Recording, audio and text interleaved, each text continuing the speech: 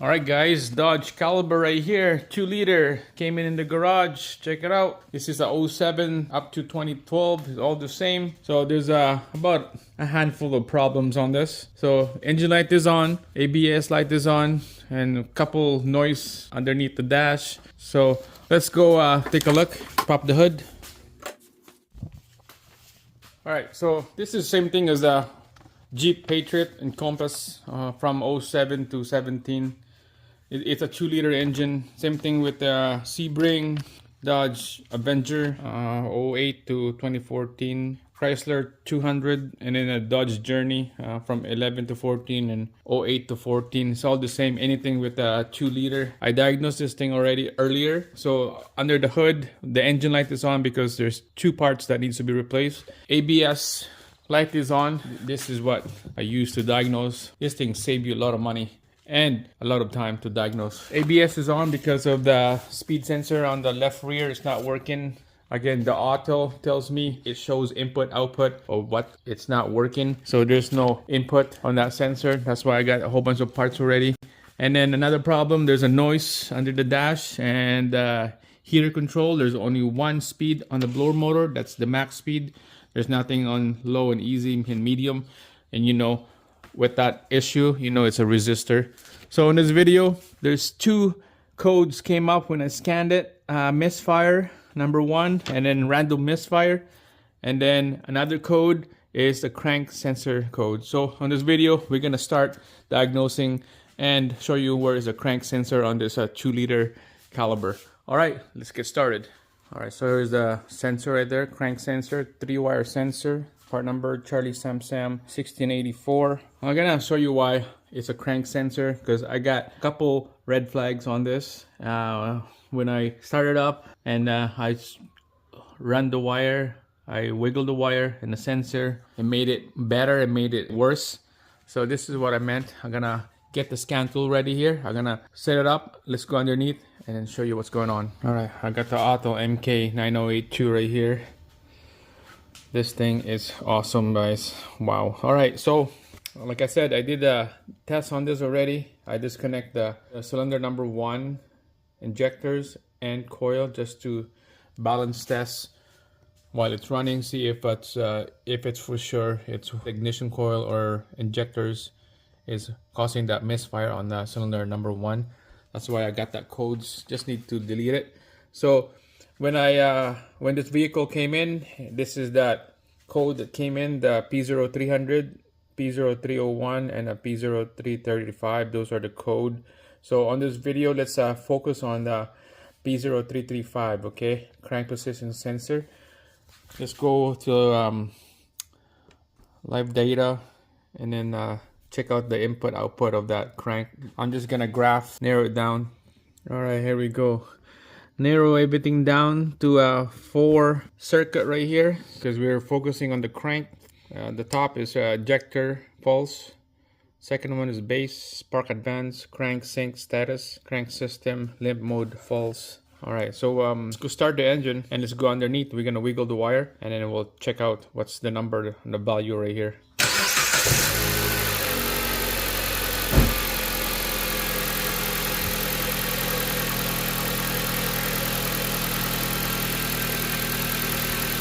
All right, so you see red right there on the base spark, and here's the reading right now on the spark advance. So let's go underneath, let's go check out that crank sensor. There's the oil pan, there's the CV axle, and that's the crank sensor right there, okay? That's right behind the engine, in between the firewall. That's a transmission right there. So it looks clean, it looks dry, there's no oil.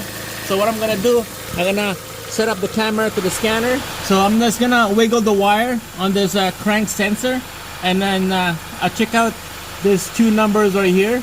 They all just fluctuate crazy, like they all just move those numbers because somehow I guess the sensor right here is not getting a good connection.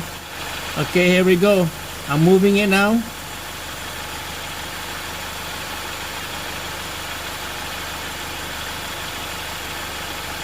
There, it just moved.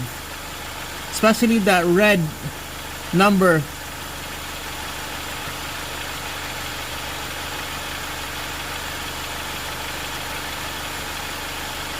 You can do a test on this by using multimeter. There you go, it moves from 82 to 83. I'm just using my finger to move this connection, this sensor. So we could replace the sensor, or we could check and replace the pigtail connector on the sensor. It was worse when this vehicle came in, because when I started up, it was a long crank.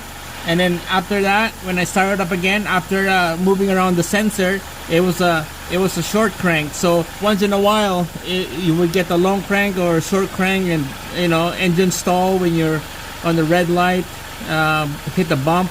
So yeah, let's go up to the top. All right, guys. So let's take out that bolts for the heat shield right there. There's 2 bolts right there. There's a 13 mil down here, and then 10 mil up here. I don't know why there's 2 different size, but I don't know if that's the original size or if somebody been working on this before. Anyways, let's take out those bolt shield, and let's move the shield on the side so we have lots of room. There's a sensor right there, guys.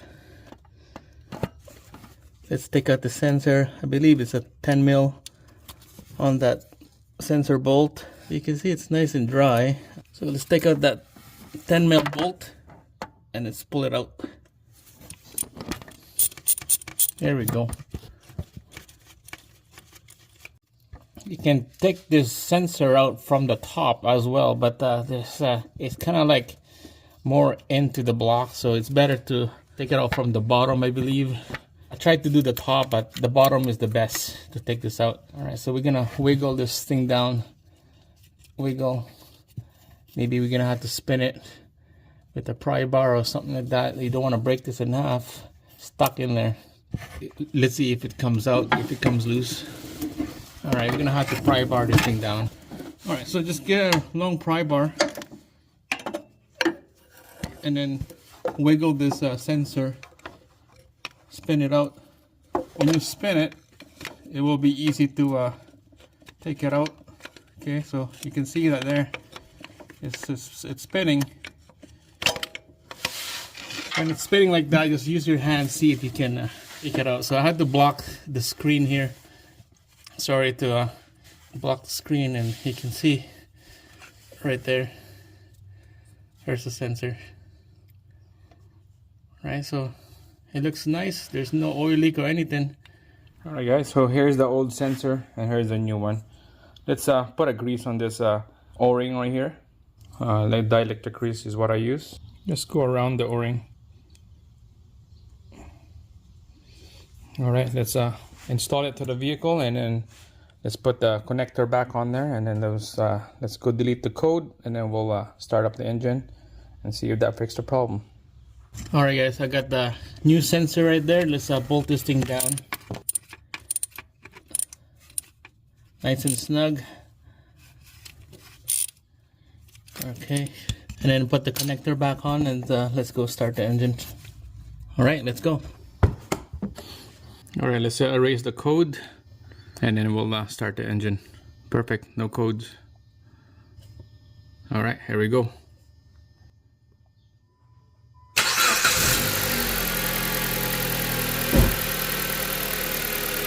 We still have those numbers right there.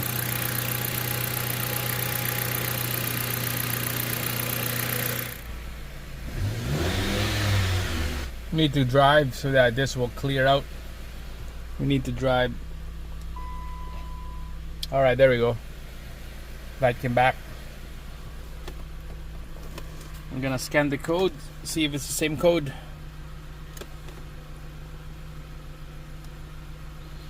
Well, it's just a misfire. The code right now is the misfire, so that would be the spark plug for sure. I'm gonna check out the spark plug on this. But other than that, guys, there's we need to go for a test drive and then relearn the sensor, maybe get it to relearn. Negative number right there on the base sparks right there is 82 degree. All right, let's do the spark plug check on this, and then we'll get back.